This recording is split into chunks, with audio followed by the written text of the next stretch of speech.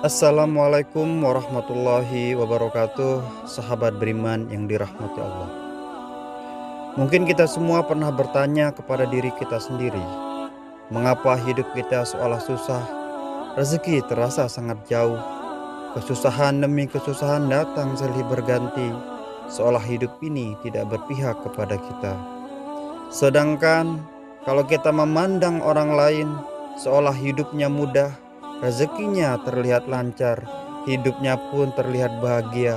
Lalu muncullah rasa iri yang dibarengi dengan pemikiran negatif, sehingga kita memandang curiga kepada orang lain tersebut dan beranggapan jangan-jangan uang yang dihasilkan orang lain tersebut hasil korupsi, jangan-jangan dia dapat uang dari hasil menipu orang lain, atau jangan-jangan dia malah bersekutu dengan jin pesugihan, dan masih banyak lainnya. Hilangkanlah sifat iri dalam diri. Marilah kita sama-sama mengoreksi diri masing-masing untuk mengetahui apakah kesusahan demi kesusahan yang datang kepada kita termasuk kurang lancarnya rezeki yang datang kepada kita karena ulah kita sendiri. Padahal kita tahu Allah Subhanahu wa Ta'ala tidak akan menganiaya hambanya.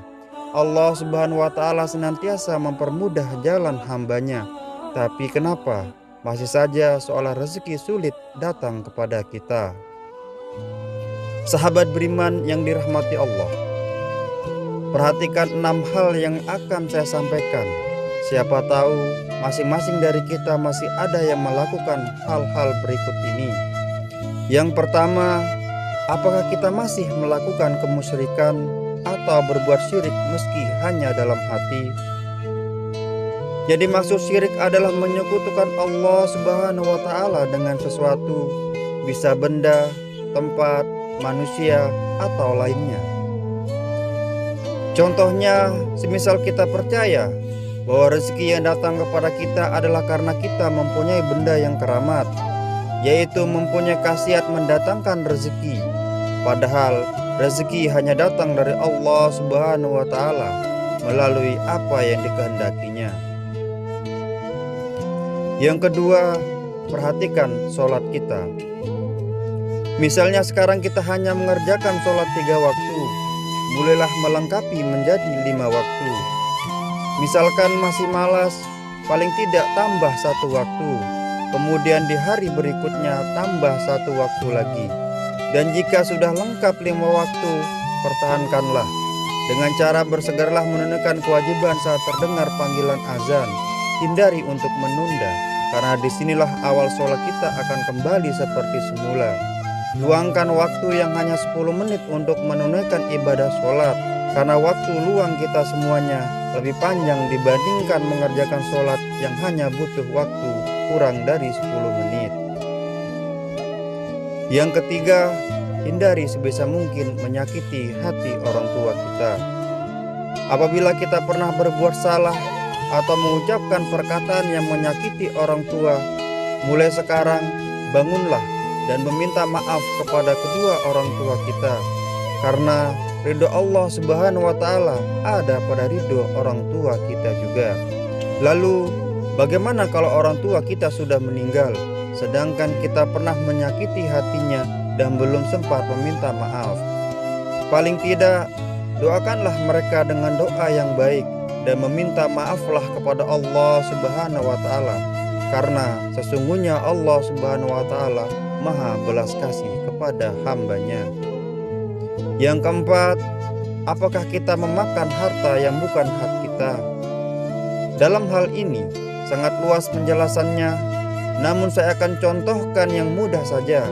Dari setiap rezeki atau kekayaan yang kita dapatkan, ada hak dari fakir miskin, termasuk anak yatim piatu, yakni 2,5%. Untuk itu, kita sisihkan bagiannya yang memang menjadi hak mereka dari penghasilan kita, lalu berikan. Caranya bagaimana? Carilah anak yatim piatu orang miskin di daerah kita tinggal dan berikan hak-hak mereka. Kita tidak perlu malu meski yang kita berikan hanya sedikit, karena berawal dari sedikit dengan niat yang tulus, itulah awal kita semuanya akan ditambah rezeki yang melimpah oleh Allah Subhanahu wa Ta'ala, insya Allah. Yang kelima, berdagang dengan tidak jujur. Apabila kita hendak melakukan jual beli, hendaknya kita mengurangi takaran, bahkan kalau bisa lebihkan sedikit takaran dan niatkan untuk bersedekah. Apabila jual beli barang, utarakan barang tersebut sesuai dengan kondisinya. Contoh, semisalnya kita jual beli HP bekas. Jika ada yang rusak, utarakan saja kekurangannya dan berikan dengan harga yang pantas. Ada yang bilang jujur akan hancur, tapi perlu diketahui, mungkin kita akan menerima lebih sedikit daripada yang tidak jujur. Tapi yakinlah, kita akan mendapatkan lebih besar di kemudian hari.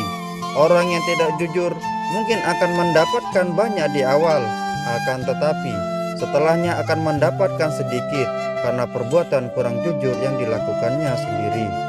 Untuk itu, saran untuk kita semuanya, jika sifat ini masih ada pada kita semuanya, mulailah sedikit demi sedikit kita hilangkan, karena Allah Subhanahu wa Ta'ala Maha mengetahui apa yang kita lakukan. Yang keenam, penyebab rezeki kurang lancar yang terakhir adalah pelit dalam mengeluarkan zakat atau bersedekah. Sifat ini bisa memicu kerezekian kita semuanya menjadi sulit. Di dalam hal ini, saya mengatakan, hukum alam itu berlaku. Maksudnya adalah apabila kita sulit mengeluarkan sedekah yang menjadi hak mereka, maka Allah Subhanahu wa Ta'ala pun akan mempersulit rezeki yang akan datang kepada kita.